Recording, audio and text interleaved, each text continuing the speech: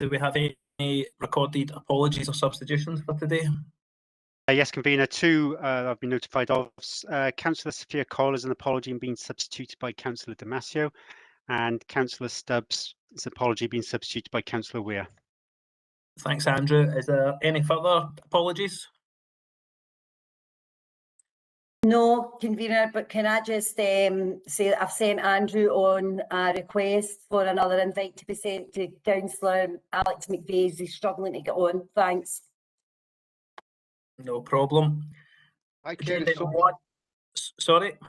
Sorry, Willie Shearer here, Kenneth. Just to let you know that John's having connected problems with his phone, so he's just going to join on mine.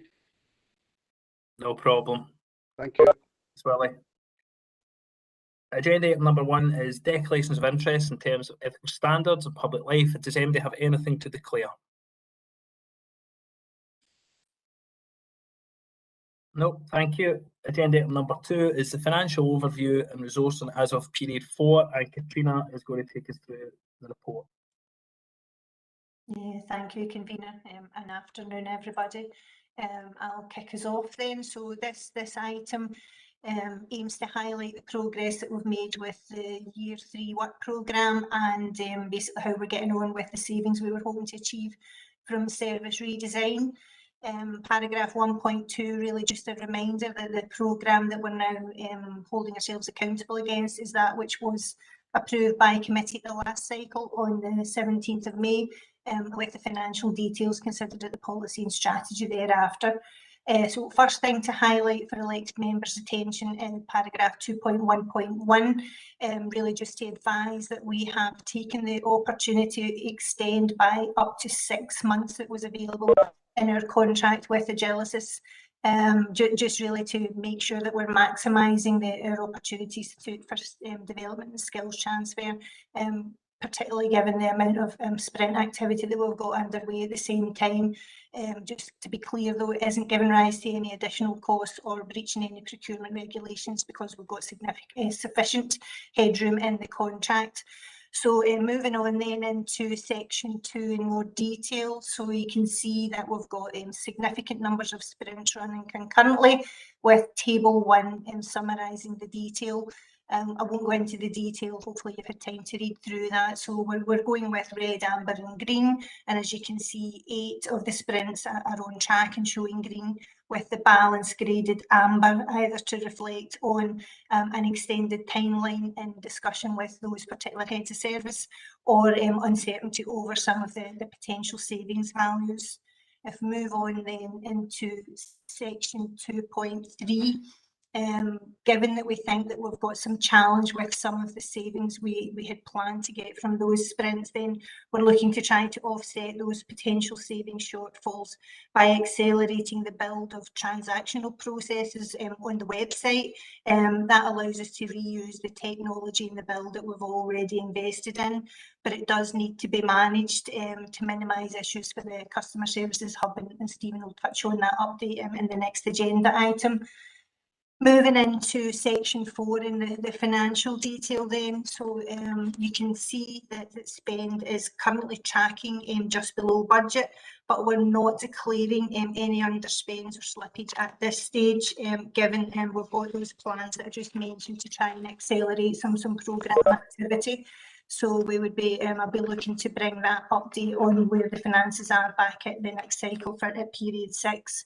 So paragraphs 4.1.5 to 4.1.10 then outline the level of savings that are currently projected for delivery, and these are declared at period 4 and will be included in the budget monitoring papers to Finance and Resources Committee. So as you can see at the moment, based on the sprint activity and the dates that we think will achieve those, then we're looking to achieve 644,000 of the in-year 1.3 million from that redesign activity. We will keep that monitoring as close as possible because there is scope for the accelerated activity to further increase that. And I think that's probably everything that I would probably want to highlight at this stage, Convener. Thanks. Thanks, Katrina. Does anybody have any comments or questions?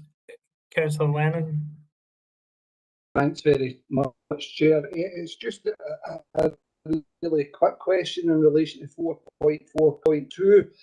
Within this, it's talking about obviously the decrease in the carbon footprint for the council at the moment, and with these projections that's obviously here because of decreased work-related travel, with need for buildings to remain open. Is this being projected post-COVID as well, or is it a case that we're just using it just now as an example that carbon footprint's being decreased over this year and next? Katrina? So thank you, Councillor. So there's nothing built into the projection specifically for that longer term view of assets and their use, but what has been built into the projections is maximum use of the technology, whether that be people working from home or people working from offices. So there's nothing specifically built in there for carbon savings or reduced costs from buildings. Okay with that, Councillor Lennon, yeah? Councillor Goldie? Thanks, Convener. It's just a question on page 7 on the table, Enterprise Economic I didn't Development catch Business what Grant. Chair, to be honest. Sorry. I'll go back to Katrina. Gregor. I think there's just a wee overlap there, Willie. On you go. Aye. Gregor, right? Aye, so you got me wanted to say aye. Right, just page 7, it's on the table. It's the Enterprise and Economic Development Business Grants, phase 2 of the COVID-19 business grant funding process complete. Now I realise that says it's complete, but it's just amber. Does that affect any of our businesses or that they're looking for grants? Is there any delay in the process for that, or is it just purely a kind of IT thing? Katrina?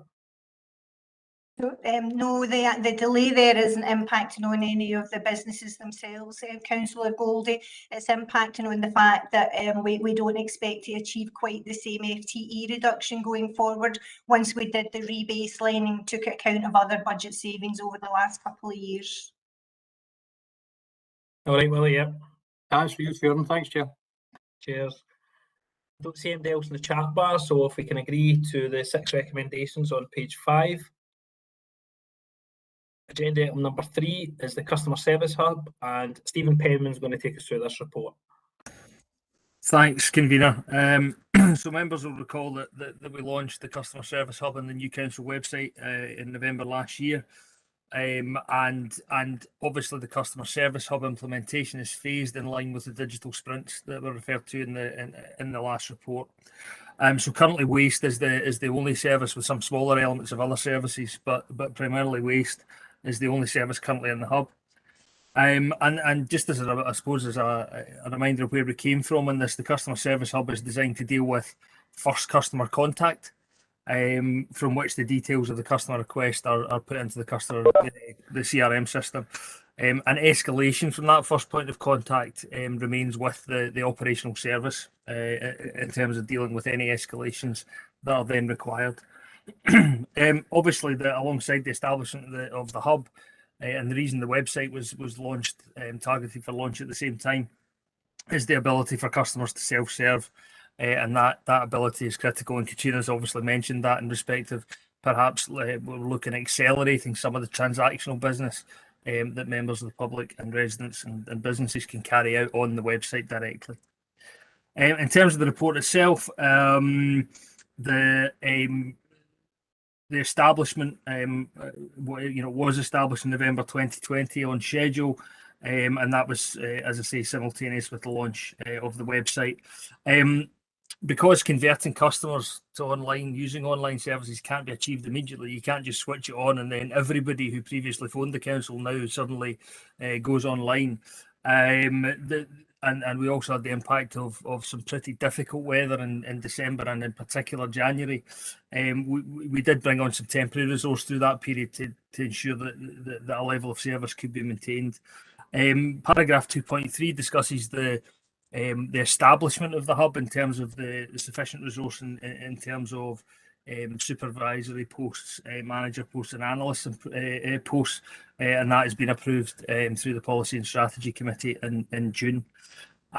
In terms of paragraph 2.4, and I think this is quite important, it's important that the full capacity of the hub will only be realised when further sprints are completed. The hub needs a critical mass, if you like, in order to be able to be flexible in dealing with telephone contact.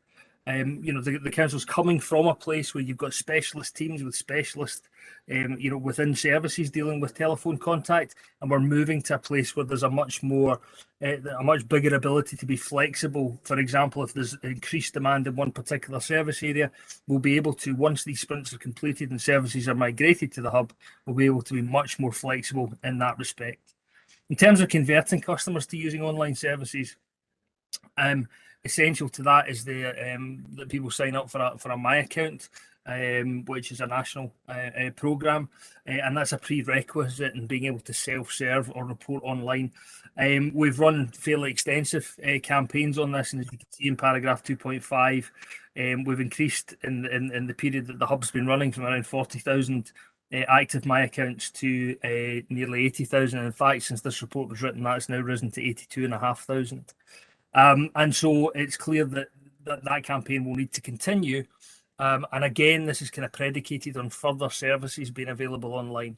When further services are available online, we expect to be able to continue to promote those because not everybody wants to use their online tools for the same purpose. In terms of the active accounts, in other words, where people are actually utilising them on a week-to-week basis, paragraph 2.6 describes a scenario where we had 400 per week, roughly, in November to around 3,700 per week at the end of June. So what that clearly demonstrates is where online service is available, people are willing to use that online service. As you would expect, we carried out a fairly significant review of the lessons learned from establishing the hub, and in particular the migration of Waste Solutions customer contact to the hub, and it focused on all aspects of the sprint processes as detailed in paragraph 2.7. We've adopted some of the learning from that, and not just within the hub, but across the Digital NL programme and with other partners as well. In terms of other developments, one of the primary motivating factors for the hub being with strategic communication was that there would be the quick identification of pressure points and so on across the board. And paragraph 210 kind of illustrates one of those, which was actually calls about wasps, which are in fact tree bees, and we were able to push out some external communication, educating people on some of those things. We're also able to push out content, for example, where we have an operational issue within waste services. Let's say, for example, a bin lorry breaks down. And that means we'll miss a number of streets. That relationship between the customer service hub and comms could very quickly mean that we can push content out to let people know, and thereby stopping the theory is that you stop inbound calls by doing so. Obviously, we are now analysing call type, call volume, and paragraph 2.11 sets out how we do that and what that means, and that helps the service plan its operations as well. So that is the report, convener. The recommendations are that the members note the progress made in establishing the hub and the continued progress in increasing active online accounts, note the lessons learned, and otherwise note the content of the report. Thank you. Thanks, Stephen. Councillor McNeill. Thanks, convener. Convener, just a small comment. Sit and listen to that report when I'm hearing North Lanarkshire residents referred to as customers. Now, I know that the way we're looking at them. Okay. Sorry about that. I mean, they are residents of North Lanarkshire, and I think we'll find a lot of unhappiness if we start referring to them as customers. Stephen, do you want to comment on that? I mean, certainly, Councillor McNeill, it's something we can take back and, reflect on our language and certainly have a wee chat offline about it. I'm quite happy to do that with yourself and with some of the officers and on this committee. Councillor Lennon. Thanks very much, Chair. My question's kind of a more generic question in relation to the report. It's a very positive report, first and foremost, and it's good to see that people are participating more. But the key question I would have is what's been raised with me a number of occasions is the time delays in responding to users. And again, is there anything in this, Stephen, that we're looking to do and try and bring that forward a bit to reduce the timescales? So you convener, just in terms of the, sorry, Councillor, just to be clear, are we talking about time in respect of having telephone calls answered, or are we talking about the time then spent responding to the issue? It's basically the reporting tool. So anybody getting back to individuals in relation to anything of reporting. Yeah, absolutely, and I think that's where that analysis of the so we now have the tools at our disposal, which we never had before, from a central point in terms of the hub, being able to analyse how long service response is, where there are particular issues, and I suppose that's kind of where we need to get to. We're not quite there yet, frankly, is reaching a level of maturity where we're able to share that data with the operational service to say, you've got a problem here, there's an issue here that needs to be resolved. It will mature over time. I think one of the other things, and it probably does relate to the scale of the hub. At the moment, there's one service, one and a few wee bits of other services. As the digital sprints are completed, it will get to a scale where we're able to scale that up and able to work closely through, not just with other services, but with through the business intelligence hub as well. So a lot of it does rely on that and really good use of that data. I think clearly there have been, I'd be wary of attributing a pattern to the last 18 months in a lot of things, just because of the nature of COVID and the impact that's had on frontline services in terms of the response times and so on, and whether that's because we've had to do other things in terms of dealing with COVID, or whether that's because, or prioritise other things, or whether or not that's because we've obviously had staffing issues in some parts of service at different times. So we absolutely are monitoring that, and as the hub sort of matures, we'll be able to really pinpoint where there are real challenges in that. So the answer doesn't particularly answer your question right now in terms of individual bits of service, but you've got my assurance that is really the purpose of a lot of this, is to try and make us more efficient operationally. Councillor Barclay. Thanks, Chair. You've answered a wee bit, Stephen. It was to find out of how agile is the system and being able to flag up if there's any real time situations. Like, for example, if there was people phoning in, at the moment it's waste, and it could be that there's lots of calls coming in from a particular street or whatever. But if we move forward into taking on other business streams, if there was whole calls that were coming in, but they were coming to different operators, so they wouldn't necessarily be talking to each other about it. But how agile is it to flag up if there's the same situation is coming in from a number of different sources? For example, if there was flooding, how much in real time is the information seen? Or is it retrospectively, and what is that time gap?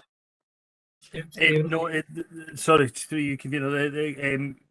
Absolutely real time in the sense. So it's built on, the CRM is built on Microsoft Dynamics, which is completely configurable in terms of the categorization of how we categorize every call. So we will be able to, and actually one of the touching on the relationship between communications professionals and customer professionals, that interface on a daily basis is going to become increasingly important, and it will be very real time. So we're able to see issues. I used the example of a bin lorry breaking down because we're dealing with waste services just now, but we're able to see that happening. So we're able to now. Hopefully, the idea would be we're getting that level of intelligence from the operational service in the first instance. But we're able to see an increase in calls over the period of an hour, 2 hours, or a morning, where people realise that their bins haven't been emptied. That's then flagged within the customer service hub, and then it's flagged across the comms. so that we're able to then push out external comms. So the answer to your question is real time, very real time. I suppose, as with a lot of this, we're not quite at the level of sophistication we potentially can be at with that, but that is very much the aim, is that information is real time, and also feeding, I think, critically feeding back to, not just in terms of the comms messaging and in terms of the customer or resident messaging, but also feeding back to the operational service to say this is what we're seeing in this particular area, and how does that then inform the operations? And you mentioned flooding, so how does that then inform the council's response, for example, to a flood? So the answer is the capability is there, and that's where we need to get to from a level of maturity. Thanks, Stephen. Katrina, did you have something to add there? Sorry, can I follow up as well on that, Kenny, once Katrina spoke? Yep. Yeah, thank you. So it was really just to pick up on Stephen's final point about we're not quite as sophisticated yet as we're aiming to be, and it's a link into the Business Intelligence Hub report, which is on later as well. So from that kind of taking the data and being able to use it for decision making, we will be able to be significantly more real time than we have been in the past, because the Business Intelligence Hub, as we're working through the sprints, will have information coming in from a whole source of systems, as well as anything that customers are reporting through to us. And it's linking into that point Stephen said earlier as well, that any major escalations will go to the service. So that information will be in a dashboard format for services to very quickly see when trends and patterns are coming as well. And then with the relationship that's built up between them and the customer services or citizen hub, which is maybe a better term, Councillor McNeill, will actually be able to move us forward and be much more reactive than we probably are at the moment. Yeah, Councillor Bart, you want a supplementary? Yeah, thank you. Also, what you said, Stephen, and I totally agree, is about the communication side of things. Is the envisaged, I would hope it would be, that if there was something and it was showing that there was a situation, it depends what it is, that communication would be given to us as councillors.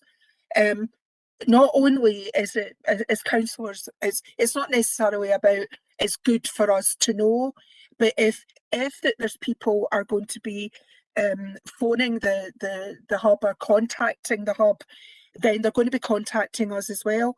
Now, if they're contacting us, then we're going to be contacting the service. But if we're aware that there is a situation, then we're going to be able to reply and say, this is what is happening. And we are able to put through our social media to copy the social media that's put out by the council. But if we're not aware of it, but it's kept in-house, but they don't tell us, all that's going to happen is that we're going to then deluge the service with emails or telephone calls with the same information that you already know. So I would hope that the communication stream involves us as well as part of it, because we should be part of the solution rather than actually being part of the problem by sort of swamping people's inboxes with information they already know.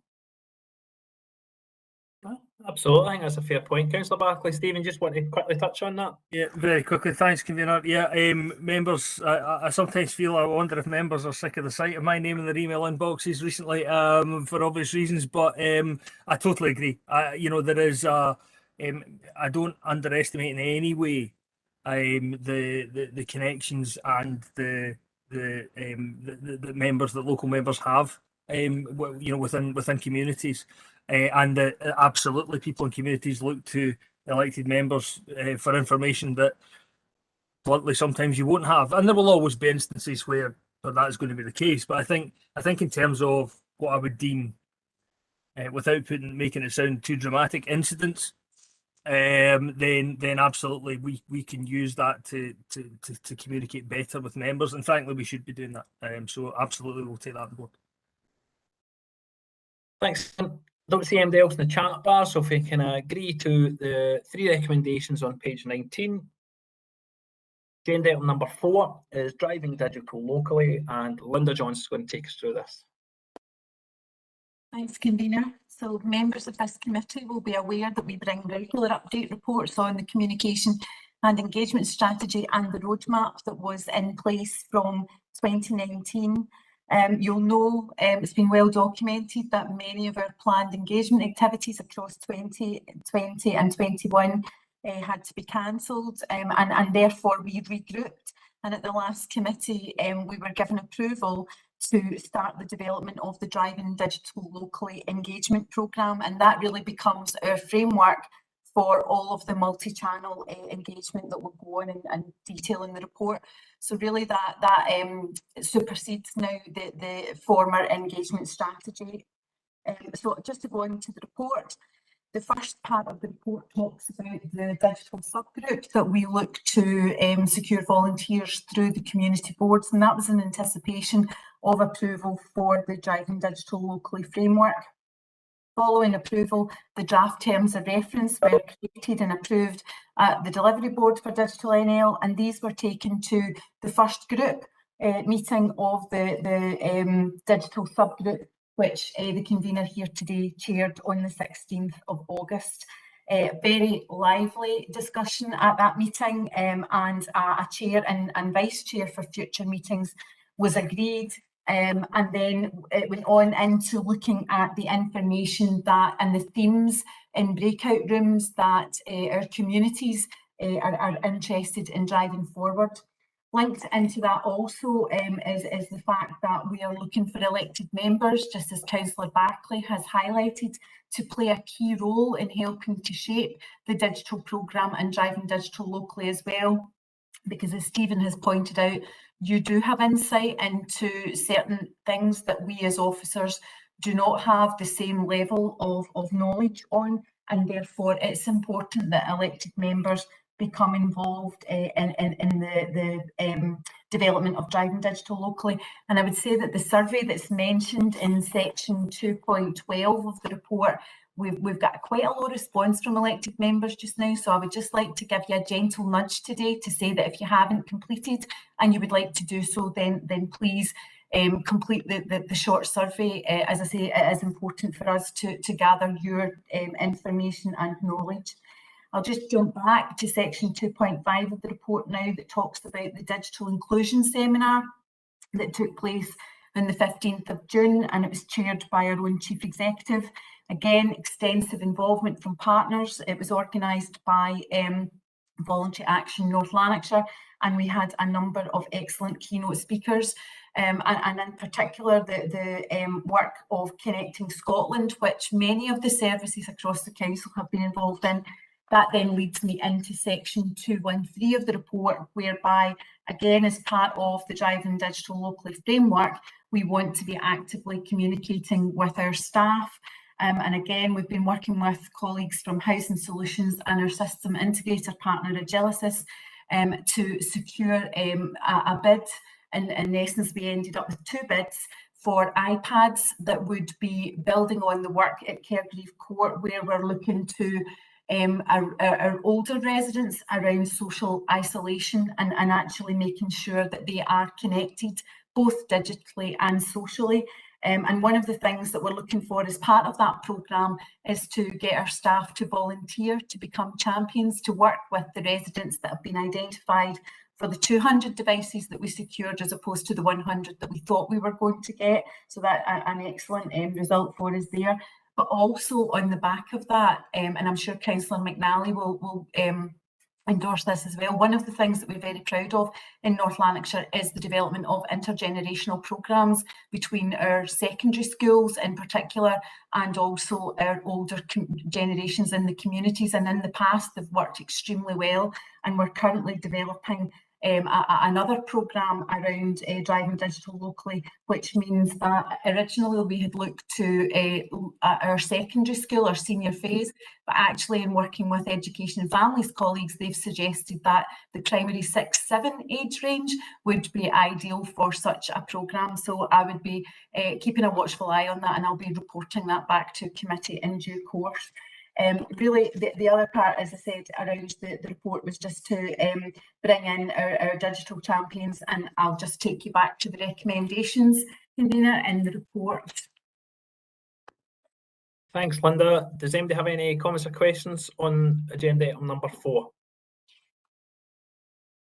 note before I ask us to agree then, I just want to thank Lynn Gow's on the call, and Lynn's played a really leading role in setting up the digital subgroup through the community boards, and I'm sure all the members are looking forward to hearing. I certainly chaired the first meeting, and some of the breakout sessions and the conversations that were taking place were really interesting. I know a lot of the council officers were there, had their eyes open to some of the groups in the community that had a lot of great suggestions, and look forward to hearing them back to the respective community boards. If we can agree then to the two recommendations on page 23. Thank you. Agenda item number 5 is the Business Intelligence Hub update, and Linda, you're taking us through this one. Thanks, convener. So again, an update report for you on the development work underway with the Business Intelligence Hub, which has already been mentioned today. An important piece of work for us linked to the digital programme, which allows us to make better and more effective use of our data across the council and wider.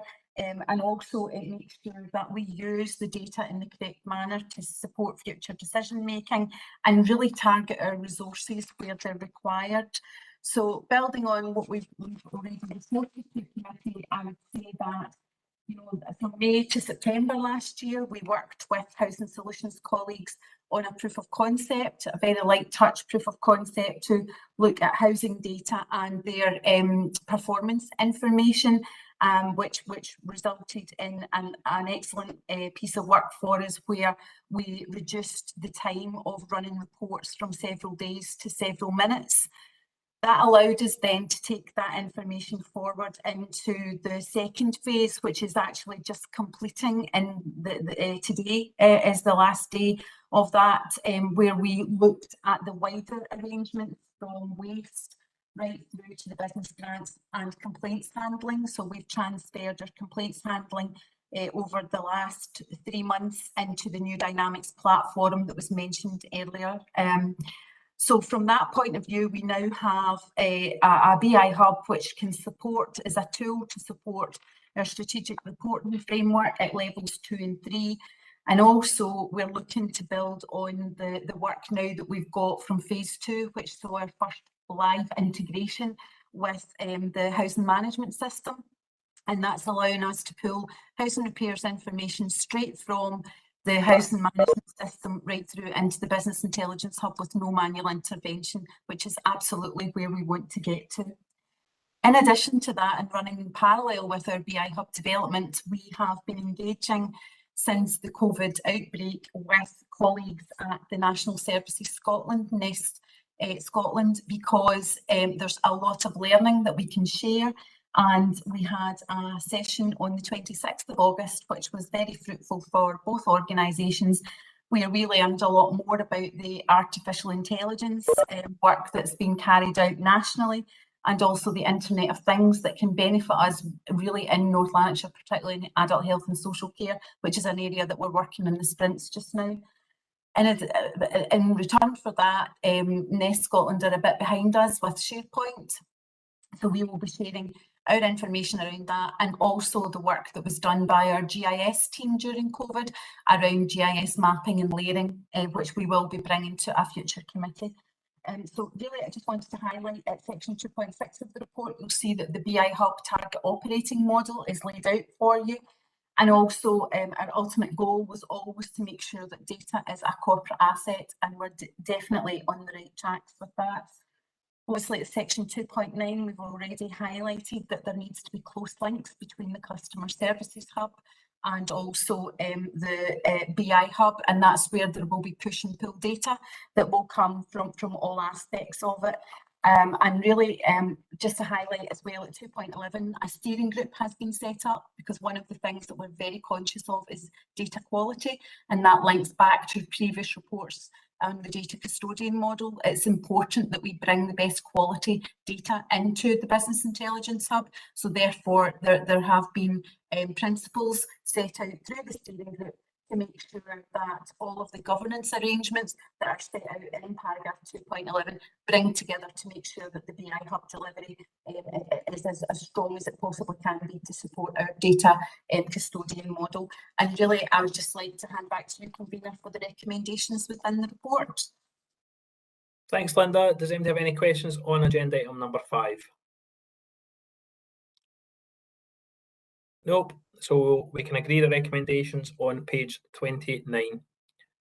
Thank you. Agenda item number 6 is the strategic performance framework, and Katrina is taking us through this final report. Yeah, thanks, convener.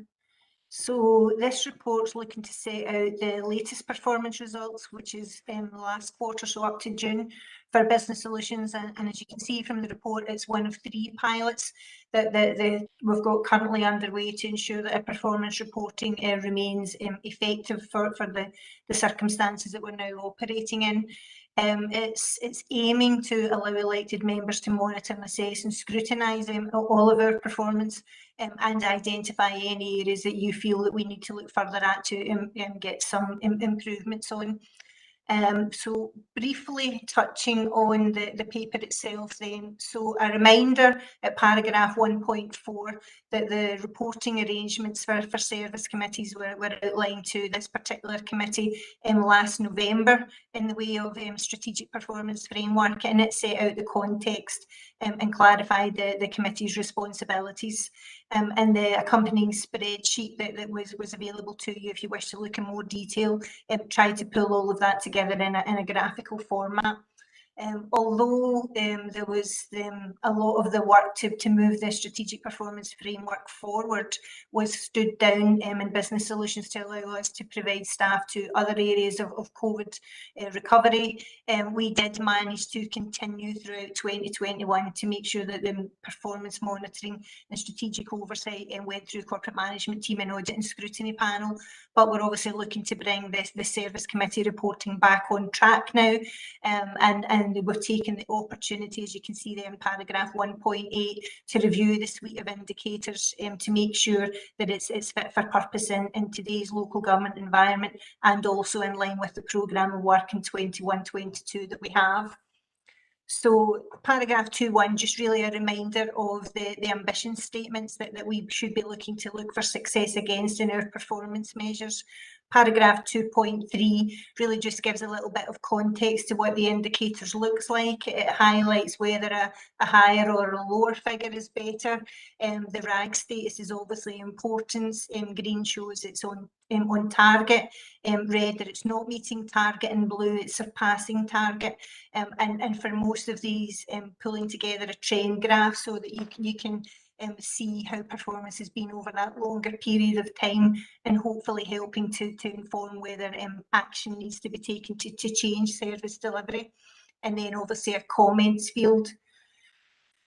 This committee then, paragraph 2.6, can expect to receive this kind of report routinely at cycle 3, but obviously should there be any requirement for reporting in any level of detail, then the reports on that can be brought at any time. So the detail for business solutions at a summary level is provided in Appendix 1 with the link to that more detailed spreadsheet for elected members to have more scrutiny if required. Pleased to report that we don't have any reds. There's 11 indicators contained within Appendix 1, and they are all either reaching or surpassing target. You'll see that there's a couple that don't have a red, amber or green or blue target attached to it, and those largely are reporting on the reactive nature of business solutions. Really crucial that kind of information is highlighted for elected members, because it shows the pressures on the service that they have to be able to address as part of business as usual, as well as trying to take forward the transformation programme for the council. So wasn't intending to go into any, I picked the top one, for example, in P1 outages. So this year, we look to have no more than 5 outages in a month. It's for our critical systems, and efforts are here. I mean, you've heard over the last year or so of the work that's been underway to build more resilience into our infrastructure and our systems. And it's absolutely critical here that this is measuring on the non-availability really of those really key systems that services rely on. But other than that, convener, I'll hand back to you, and just happy to take any questions. Thanks, Katrina. Councillor Cameron. Yeah, thanks, convener. It's not actually a question as much as a comment on Appendix 1. It's we normally give when we see these type of reports, give critical feedback on how they're laid out. It's just to say, with this one, I really appreciate the boxes at the end that give the little bit of explanation. It's brilliant. It's actually probably one of the best of these styled of reports I've seen, because without it, for instance, you wouldn't, the little bit of explanation just gives you that bit of information where you're seeing the figures on schools dipping massively down, but then it explains it's year to date. So that little paragraph at the end is very valuable. So it's just to say, I appreciate the layout of this report. It's much better than some of the others I've seen. So it's to give some positive feedback for once. So thank you. Big gold star. Thanks, Councillor Cameron. Any other comments or questions? I don't see them in the chat bar. We can agree the recommendations on page 37. The last item on the agenda is the contracts awarded below committee threshold. As per, unless anybody's got any comments or questions on that, we can agree to the recommendations on page 45. Councillor Cameron. Yeah, I've got a question and then possibly a couple of follow-ups depending on the answer. I was reading it and it says leisure, data and voice networks. Now, my first question, and depending on what the answer is, I might have a follow-up, is that North Lanarkshire Leisure or is that something else? Katrina, Uniplace, or Grant? Yeah, I'll come in if more details needed, then I'll bring Grant in on that. So this is North Lanarkshire Leisure, indeed, Councillor.